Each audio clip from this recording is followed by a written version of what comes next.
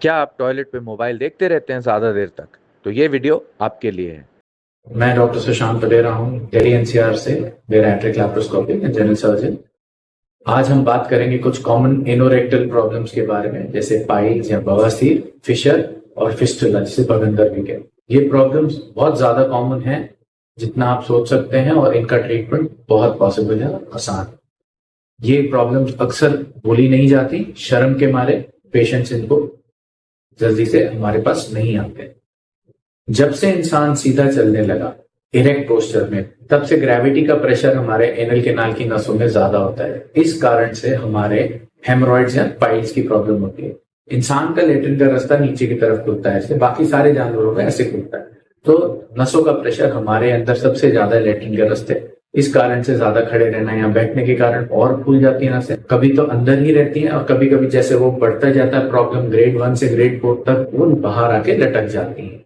कभी कभी painless bleeding हो सकती है, जैसे आप मोशन करते हैं उसके बाद फ्रेश ब्लड गिर सकता है। कभी कभी केवल डिस्कम्फर्ट सा रहता है, खुजली हो सकती है। कभी कभी आंव जैसा, झाग जैसा भी निकलता है। ज्यादातर ये इसलिए होता है कि अगर आप बाथरूम में बहुत देर बैठे रहते हैं, मोबाइल पे खेलते रहते हैं, टाइम वेस्ट करते हैं, जोर लगाते हैं मोशन करने के लिए, या प्रेगनेंसी हो या कारण जिससे पेट का प्रेशर बढ़ जाता है।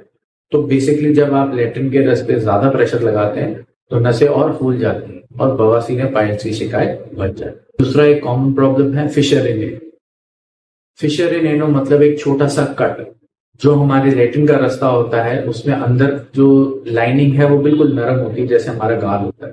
तो कभी कभी जैसे आपके होंठ कट जाए कोने से और उसमें मिर्ची लगती है खाने वक्त, तो इतनी जोर से दर्द होता है। वैसे ही लेटरिन के रास्ते अंदर क्रॉनिक कॉन्स्टिपेशन, सख्त लेटरिन ने अंदर का रास्ता छील दिया, तो जो नीचे मांसपेशी होती है, जैसे हम स्फिंक्टर बोलते हैं, इंटरनल स्फिंक्टर, उस पर लेटरिन टच करती, जब भी आप लेटरिन करते हो बहुत तीखा दर्द होता है, इसमें कि ऐसा लगता है कि चाकू चल रहे हैं, हटने जैसा दर्द। इसको बोलते हैं फिशर इन एनो। इसका मोस्ट कॉमन कारण होता है कॉन्स्टिपेशन, जोर लगाना, और कभी कभी बहुत ज्यादा स्पाइसी फूड, जिससे भी कॉन्स्टिपेशन होता है। तो अक्सर फिशर और हेमरॉइड्स एक साथ पाए जाते हैं। बहुत कॉमन है ये कि दोनों की प्रॉब्लम जो है वो क्रॉनिक कॉन्स्टिपेशन।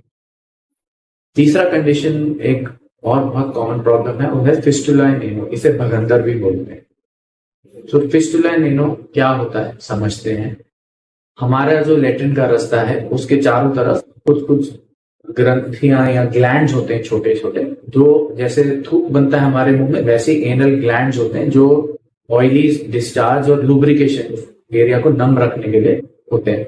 इनमें जैसे कभी बाल तोड़ हो गया या फोड़ा फुंसी हो जाता है और वो ग्लैंड इन्फेक्ट हो जाता है, तो एक सुरंग जैसा एक टनल बन जाता है जो लेटरिन के रास्ते से लेके स्किन से थोड़ा दूर तक खुलता है। तो अक्सर लोगों को एक छोटा सा सुराख दिखता है जो थोड़ा लेटरिन के रास्ते से दूर होता है, और एक छेद होगा जिसमें आपको मालूम पड़ेगा कि कभी कभी इसमें पस आ रहा है, कभी कभी उसके चारों तरफ सूजन आती है और फिर दर्द होता है थोड़ा, तो फट जाता है, और इससे आपको वहां पर अंडरवेयर खराब हो जाता है कि पस ज्यादा आता है। ये यूजुअली पुराने इन्फेक्शन की वजह से होता है या एब्सेस की वजह से होता है, और आप इसको जितना डिले कराते हैं ये और ज्यादा फैलता है, एक अंदर नए नए रास्ते बनाने की सुरंग कोशिश करती है। तो इसलिए फिस्टुला इन एनो को भगंदर भी बोलते हैं।